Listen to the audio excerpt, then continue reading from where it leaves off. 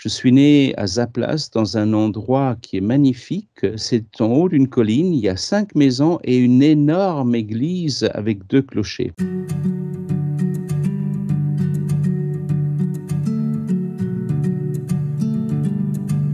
Cette église était pour moi non seulement le terrain de jeu entre guillemets, parce que j'y apportais des fleurs à la Vierge, etc. Et puis je voyais toujours de dimanche en dimanche venir des personnes qui, à genoux, allaient autour de l'autel, qui déposaient des fleurs, qui déposaient des chapelets, des ex-voto. Et avant même de pouvoir parler, avant même de pouvoir comprendre, j'ai vécu la foi sur le terrain, la foi du peuple de Dieu. Et bien sûr, avec ma maman, on allait à la messe et déjà comme enfant, je me suis un jour changé en prêtre et toute la famille devait assister à la messe. Et il y a une personne qui s'est mise à rire parce que j'avais le livre à l'envers et moi je l'ai pris tellement au sérieux que j'en étais un petit peu vexé. Voilà, ces petites expériences m'ont donné une telle force qu'à 13 ans, j'ai quitté à nouveau la France pour repartir en Slovénie, pour aller au séminaire en laissant mes parents ici. Mais voici que l'évêque auxiliaire de Ljubljana me demande un jour: est-ce que tu ne voudrais pas retourner en France? Et j'ai dit non.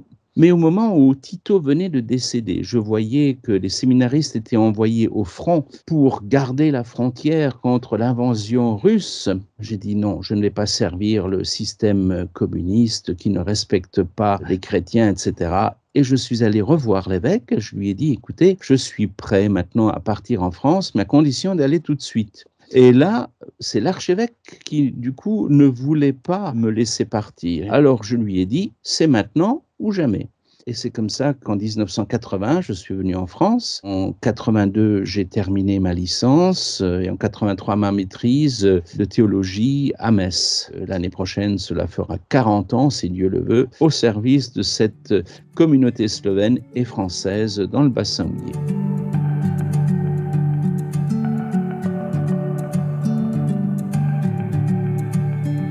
En 82, nous avons racheté une ancienne maison qui était un salon de coiffure. Tous ces locaux, sur 600 mètres carrés, pendant 7 ans, avec la communauté slovène, avec les bénévoles, nous les avons transformés. Et maintenant, depuis quelques années, nous avons fait tout l'espace presbytère avec, bien sûr, de la récupération de matériaux, mais aussi avec des smaltes que nous sommes allés acheter à Venise et à Spilimbergo, des mosaïques.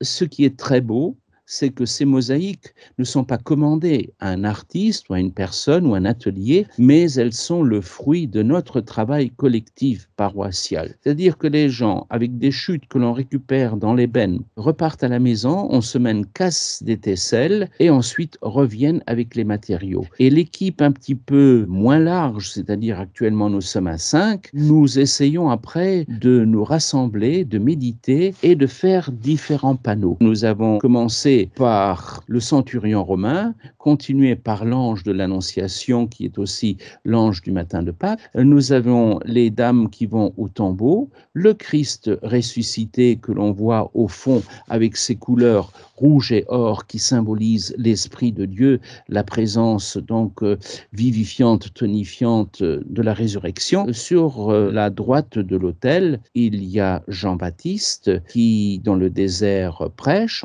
Devant le tabernacle, il y a un chemin sur lequel le Père accueille le Fils prodigue. Et l'année dernière, pour le 1er mai, nous avons eu la joie d'accueillir le vicaire général de Metz qui nous a béni cette fresque. Ce sont les noces de Cana. Le travail est en quelque sorte la prière de la communauté. Et ce qui est intéressant, dans des églises, nous avons l'habitude d'allumer des flammes. Mais ici, dans notre chapelle, nous pouvons apporter notre pierre, une pierre de souvenir, du bord de mer, du jardin. Nous trouvons toujours une place pour l'insérer. C'est une pierre vivante, malgré le fait qu'elle soit morte, c'est une pierre priante.